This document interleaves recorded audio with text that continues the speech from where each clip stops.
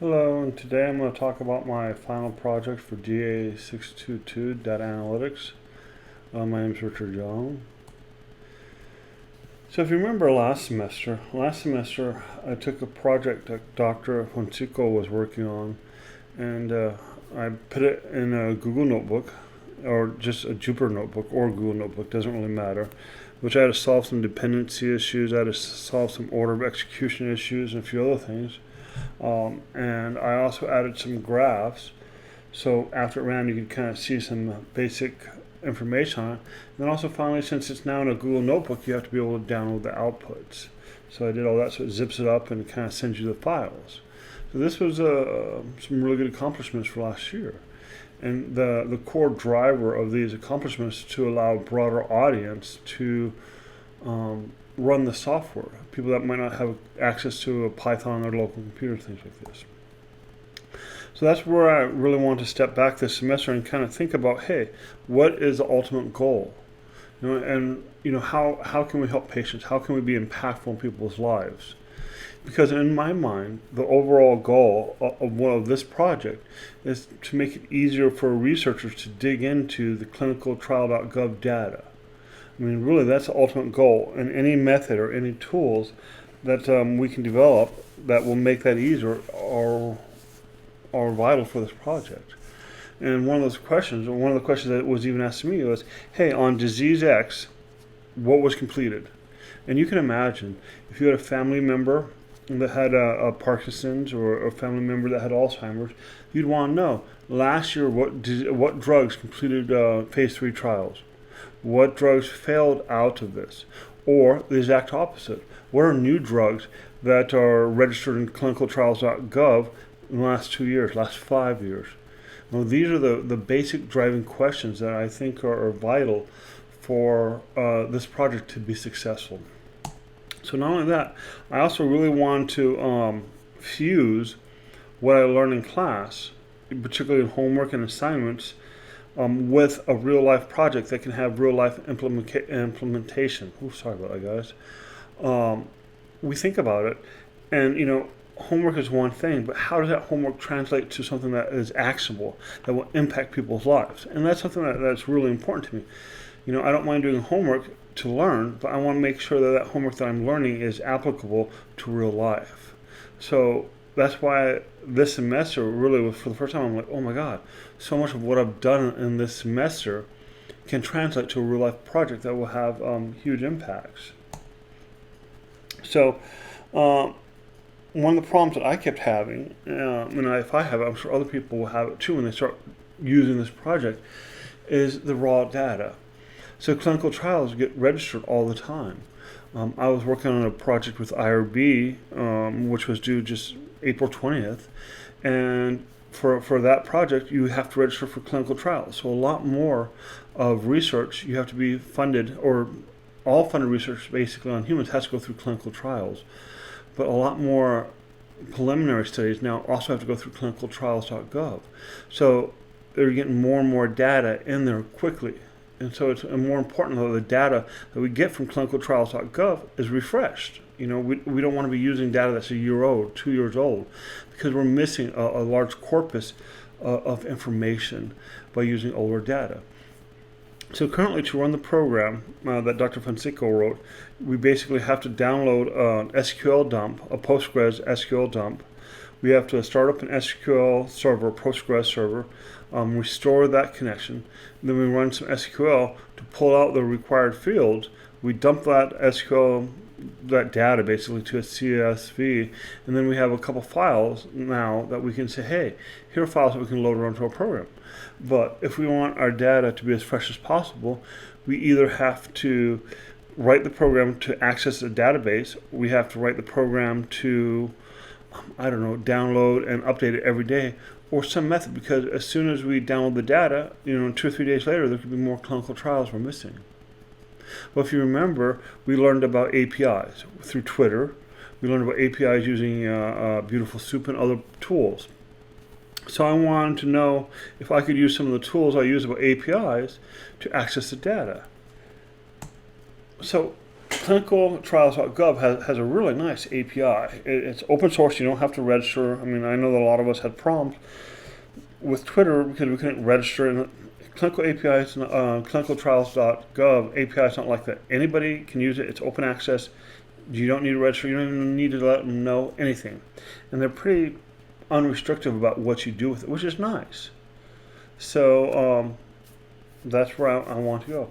The problem is, as soon as I started using it, I had all types of problems, which I wasn't sure how to overcome. Let me just go through some of the problems. There was no good API wrapper, so I'd either have to design my own or take somebody else's base code of a wrapper and use that. So basically, a wrapper is basically somebody, at least in my mind, when somebody writes an API wrapper, they're just saying, hey, if you in Python say, give me this, it gives you that. And it basically encodes your request, sends it out to the URL, and gets it back.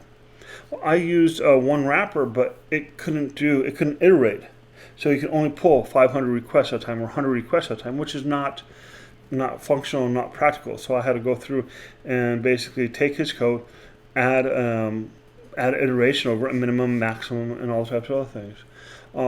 Also, I had to concat two different data frames. We learned about this.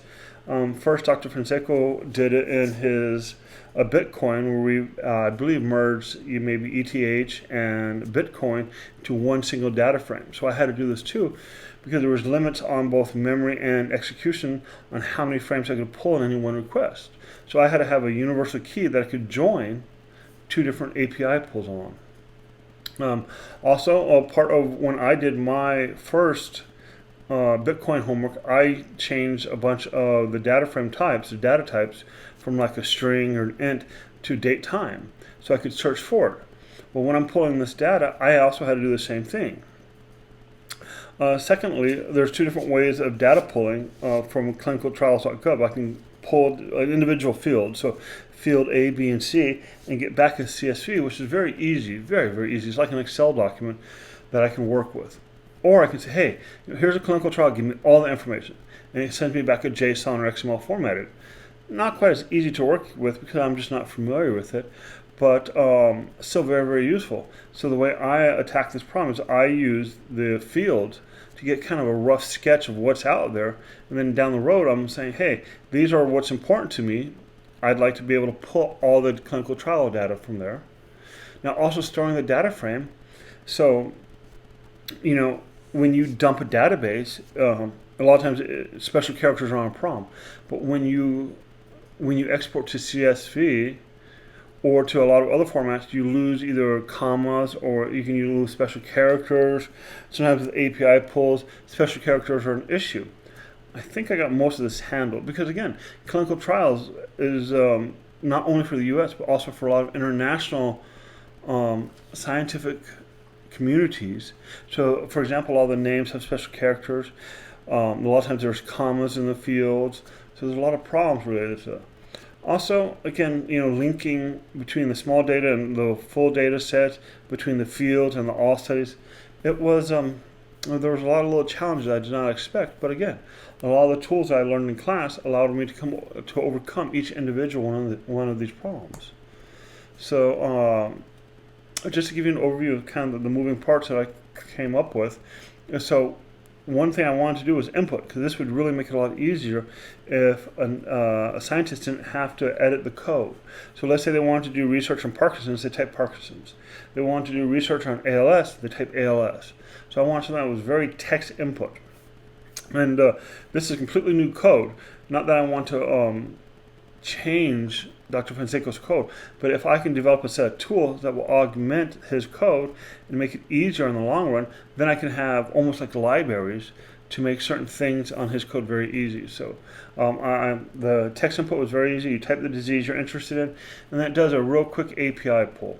Okay, this quick API pull doesn't take long. It pulls, 40 some fields that are mostly the relevant fields. When the study started, how many participants, maybe, not maybe, but where it's located at, things like this. So now that you have all the fields, not all the fields, you have the disease and you have let's say the most important fields, then you can look at the data and say, hey, this is good enough for me. I just want low-hanging fruit. I want to know when's this study, when's most recent changes, when's new studies happening in this disease, when are, what's the most popular state for research for this particular disease, or okay, I found the disease I want to of interest. Now I want to really deep dive into this. I want to know X, Y, and Z. I want to really dive deep into the data and go down a different pathway. And so that's kind of the way that the code is. So I have three separate Python notebooks. Basically one pulls a real light API of just the most 40 top fields I feel. The other one pulls all the fields and dives much deeper, but does take longer because, again, you're pulling more data. And then I have a processor, just a general one that says, hey, most of these studies are investigational. Most of these studies are observational. They were completed this year. They weren't completed. They're in phase 2. They're in phase 3. They're in early stage. Just a real light processor, just to make sure that the data still flows. So let's get ready and to run some code. Okay, this is the basic field puller, the API grabber. Let me get loaded here. So some of this was because I had some problems with CVS's and memory size. I've tested this, so there's about 400,000 clinical trials. I've pulled, I think the most I've ever pulled in one pull was over 100,000 clinical trials. And that takes maybe like 5 minutes, 4 minutes, not super long. So some of this code was written by another person. Let me find his GitHub, Python, clinical trial.api. So that would be this, get it right here, this API. However, one of the problems is he puts a cap on the number of maximum studies that you can pull. Okay, so API queries are limited to 1,000 records. Okay, that's great.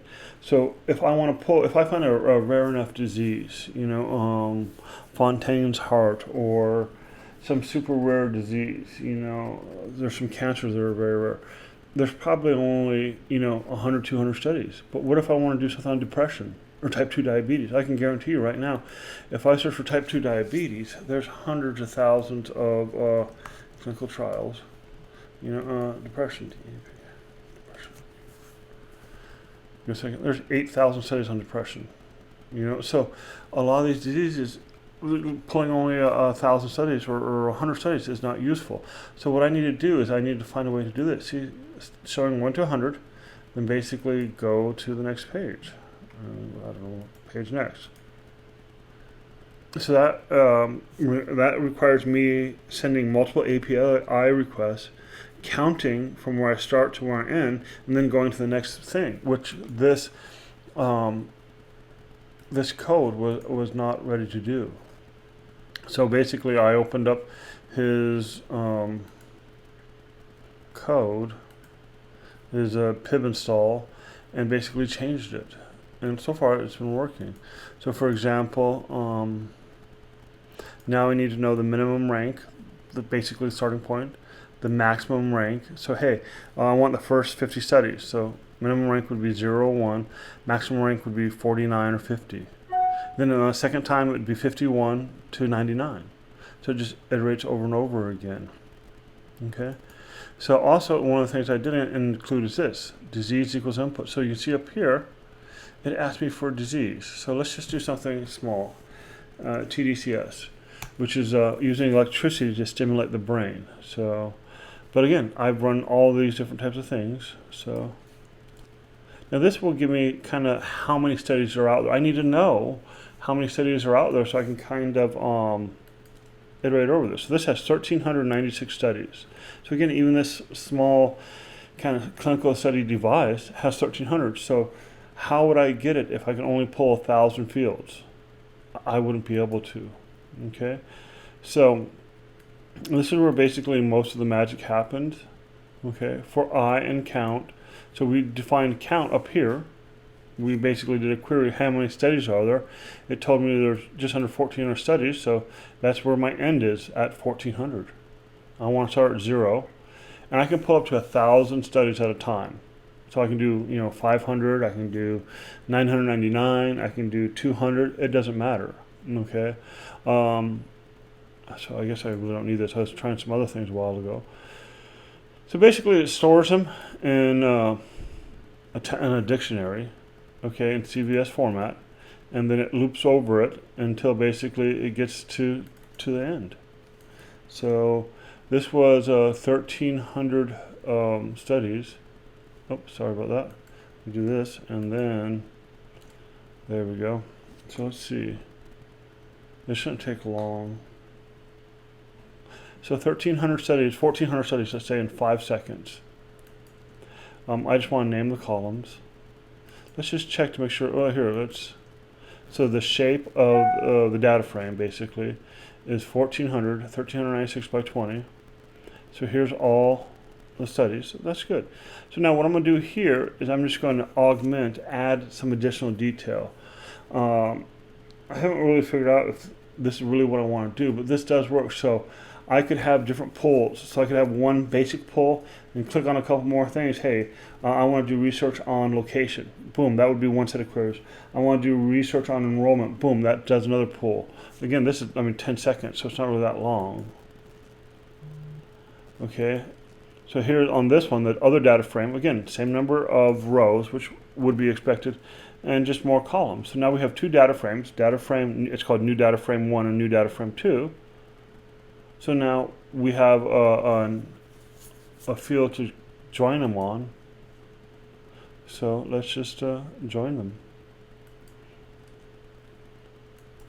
So now let's look here. So now we have 1,396 rows and 40 columns. So let's just verify real quick. I've actually verified this by hand. 21 plus 20. Now, why is there that one missing? Well, because we've dropped an index, and we dropped some other things. We do some other data cleaning like this, and then we get it down to a good even number because we don't need the index twice. This does save out to Excel, and it also saves out to HDF5. HDF5 is it's a structured data format. And for this part, I really don't need it, but for when I start doing the JSON and the XML and the full record pulls, I do need something that doesn't just serve for flat files. If we think about Excel, we have rows and columns, but it doesn't really do well with nested columns and sub-nested columns and triple nested columns, the key value type data. So again, this does look really simple, but I think I looked last Sunday, and this notebook was run over 1,200 times just trying to debug this because there were a lot of memory errors and this not working, or slice errors, or just a ton of little problems getting it working. And you see even with bigger diseases, it still does take a little bit longer, but it still works. So here's depression. So this will pull down some of those 8,000 records. Where's a number? Ooh, no, 27,000. So this will pull down just under 30,000 records. And we'll pause the video, but we'll see how long it takes. Let me figure out how to pause this. Actually, it shouldn't take that long. 30,000 records is really not that long, probably like 30 seconds. Let's see. But when I pull the full clinical trial data, the full record, it makes it almost about 4 times as slow.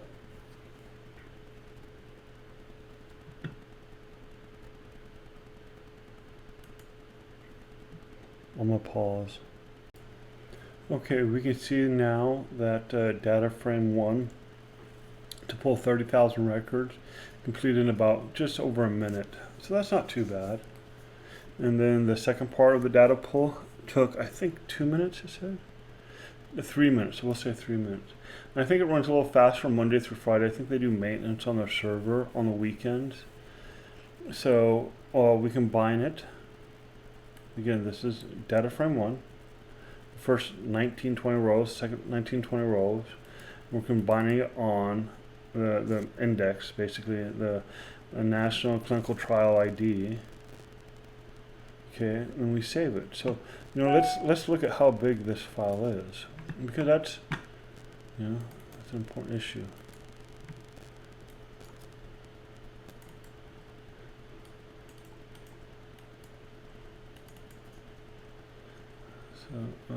It saves it as data raw.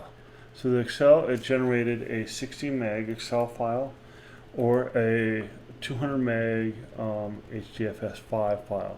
So that's pretty substantial download for 3 minutes of total, let's say 4 minutes of time. Sorry, let me go down here to the bottom of the Excel file. We should have about 27,000 rows, which we do. 27,000 rows, the name, so I guess I should have frozen it. So again, this works really well.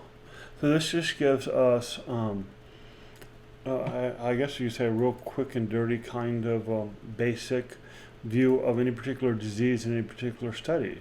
Okay, so I know the condition, the official title, the brief title. Some of these fields have a lot of information. Any acronyms, study type.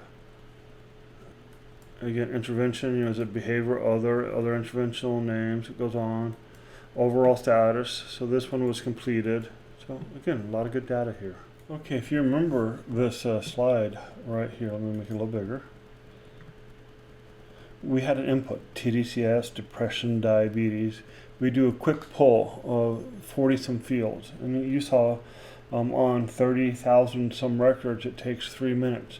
On something with 2,000 records, it takes under a minute and a half. So at this point, I'm going to click on this.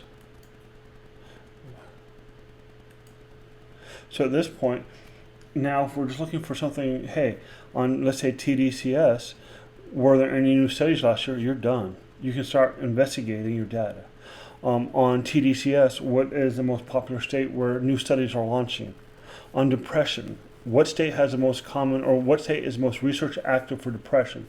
You can answer all these questions in just, 3 minutes with a real quick data pull. So, we input the disease, which is just a real simple pop-up. We do a quick API pull, and then if we're happy, we're done. We can do investigation. But there's also a lot more deeper fields. Okay, these fields aren't structured in a format that is CVS compatible. They're not in. They're in a structured data, so we have to pull JSON or XML. This gets into a whole another issue. Also, we're dealing with a lot more data, so we're dealing with a lot more memory problems. So we had to address those too. So let me see if I can show you on that.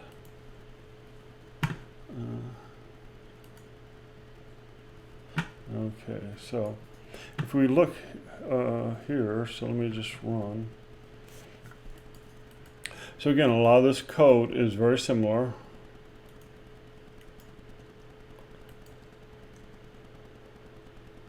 We'll just pick, we'll pick Parkinson's. So instead of just doing the input, which we could do, we can just manually set that variable. So, I don't care about that. So it found about 4,000 Parkinson's studies it wants to pull. Now, if you remember before, we said, hey, we want these fields. Now we're not doing that. Now we don't include any fields at all. We just say, hey, search for the search term, Parkinson's. Start with 1 and go till you're basically done. Store, and also again, now we're doing more JSON data. We're not doing traditional CSV. So let's let it run. And so, because again, not with this one, with 4,000 studies, but if you're doing something that has 100,000 studies, not getting any type of feedback, it's important to get feedback. So this basically, I guess I could probably code this a little better, but it pulls the first 100 studies, second 100, because clinicaltrials.gov, you can only actually pull 100 studies at a time for your full trials. Oops, I just saw it. So if you look here, retrieves all content, returns first 100 studies records per query when minimum rank and maximum rank parameters are set. So basically, that API wrapper, the original programmer, didn't set a minimum rank and a maximum rank. So basically, I have to say, hey, they don't even really give you an example here, but if you click here, oops, there is an interactive demo somewhere on the site. In the interactive demo, you can say, hey, I want studies 99 to 138, and we'll provide that. So basically I use that, and you see, oh, it's already done. So again, so now these 3,000, oh, almost done, sorry. Of these 3,000, I have a full data set, every possible detail, but you can't really open it up in Excel. So let's just continue. You can export to Excel, but it just doesn't look really that well. So I don't know what happened there. So normally I just export it as an H5, which is down here towards the bottom.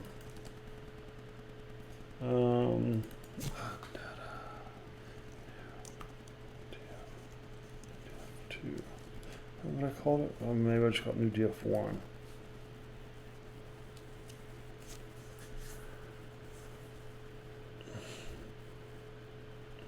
Okay, so that should be done.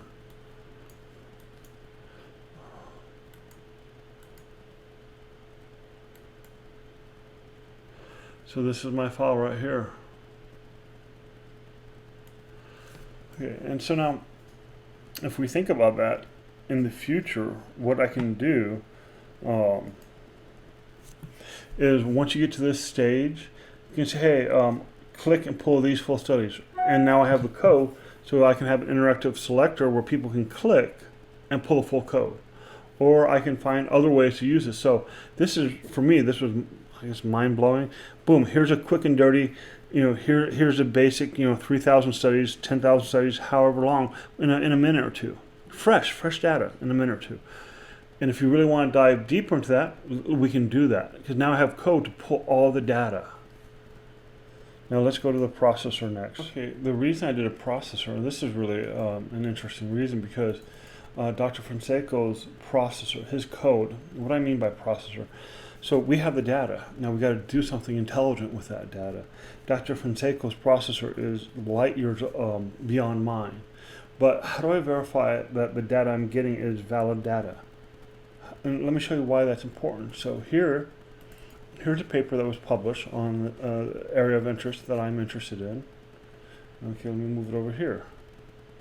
Okay, so I go through, and so I kind of want to follow their method. Sorry, it's so large. So the results, so basically they look for the disease, Parkinson's disease. They want only intervention.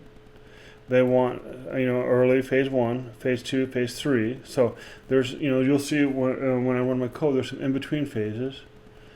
And status parameter, recurring, not yet recurring, active, not recruiting. Sorry, I can't read this morning. Enrolled by invitation. Okay, so we have kind of this thing. So I should be able to kind of match their data point. Maybe not exactly, because again, they pulled the data over a year ago. Okay. But I kind of got an idea of what they're looking for and what the results are. So what I did on this study, just to let you know, is I went through and downloaded the supplemental information. And this is why it's so important to trust but verify. Let's see if I can.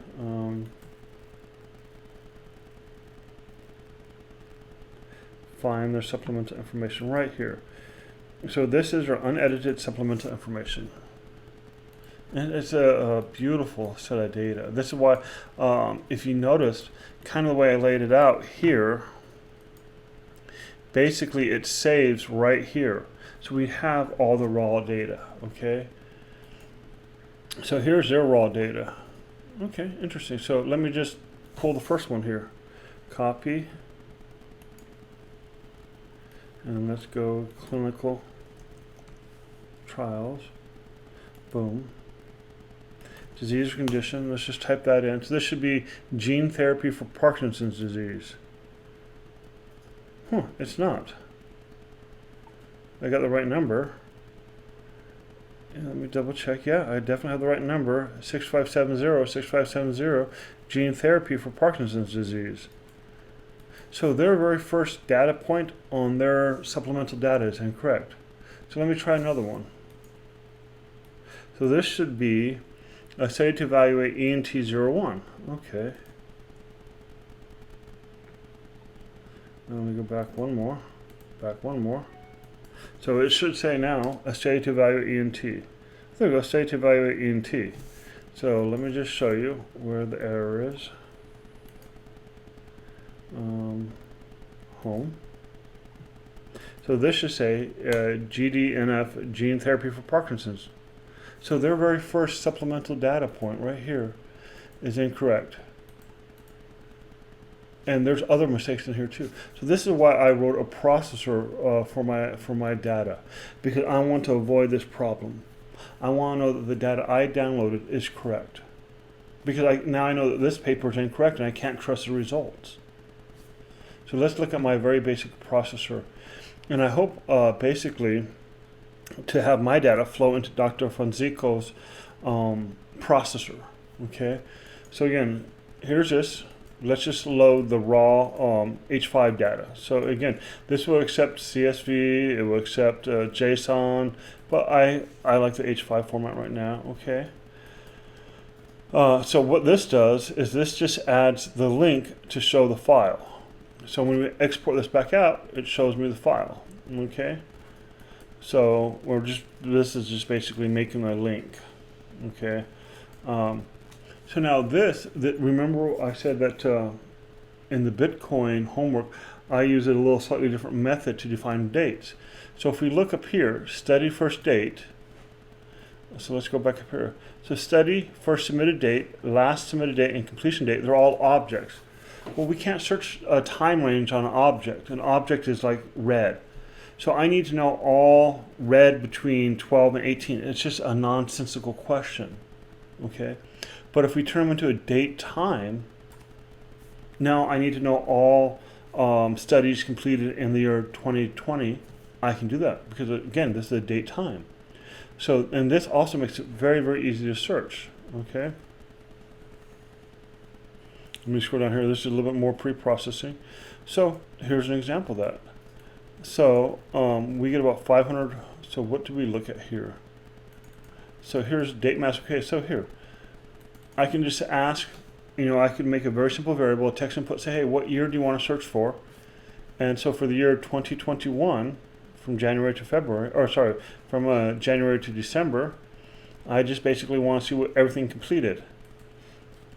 So again, it has to have a completion date after January 1 and before December 12th. So you can see that right here. And boom. So out of those are about 4,000 studies, I got 200, and sorry, let's go, I just kept records for my own notes. So for 2 years, I guess it's 520. For 1 year, it's 233. So 233 studies for Parkinson's completed last year. Okay, that's easy data. That's important. Okay, we can see where they basically fell out, or this is all the data. I'm not filtering by dates. Okay. So early phase 1, phase 1, 2, blah, blah. But I can just basically apply that mask. See, this one doesn't have that data phase,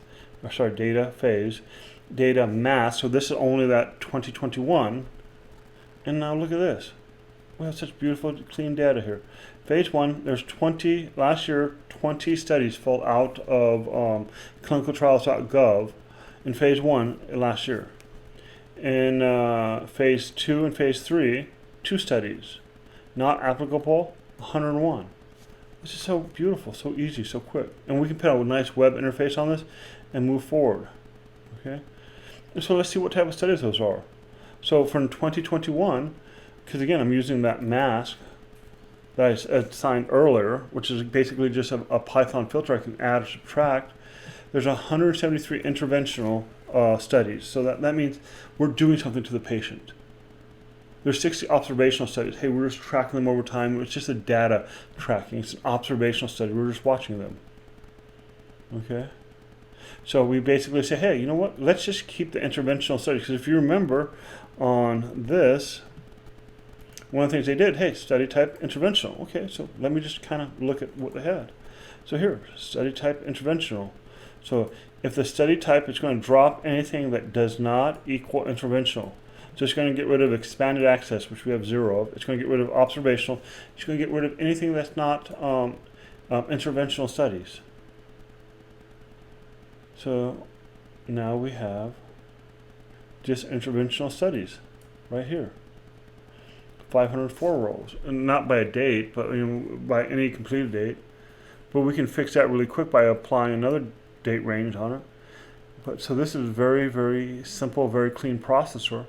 And let's see, it saves it to 2001. So let me just open that up here. And then I'm almost done. So let's go here to 2001. And boom. See, I had to add the link, so that was the very first kind of part of this code. So this should be something about, you can open this up here. Feasibility and validity of robotic assessments. Oh, there we go. Robotic assessment of hand function right there. Same thing. Let me go down here to this one, and sorry everything's so small. Let me just grab this. This is, again, like we were talking about. So this is the one I'm clicking on right now is a foreign study by Beijing University, it looks like. Okay, see, Peking University, sorry, I couldn't quite read that. So again, this could very easily have PIs that don't have English necessary names, or at the very least have specialized characters in them. So now we have a nice little table, just like they did in their other paper. So again, thank you for your time. I look forward to presenting this to you in person. If you have any questions, please let me know. Thank you.